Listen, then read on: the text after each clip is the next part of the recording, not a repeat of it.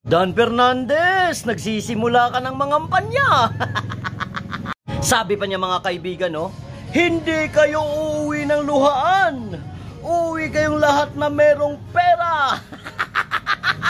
Yan tayo eh. Congressman. Oy, mga congressmen. Yan tayo eh. Advance vote buying na ba? Bawal na bawal yan, pero ngayon okay na? Pero kung personal ay pamumudmud ko sa inyo, talaga? Lokohin mo nanay mo. Sample ng isang kupal na politiko, ganyan na ganyan talaga. Ganyan na ganyan ang asta ng mga gago. O mga buhaya, humataw na kayo. Mamudmud na kayo ng pera para magkapera naman ang taong bayan na niluloko nyo. Pinapamudmud nyo sa taong bayan pangkalingkingan habang tagalieg naman ang kickback nyo. Ina ng ina nyo, minimension ko lang ang lola nyo. Bayan, magising na kayo.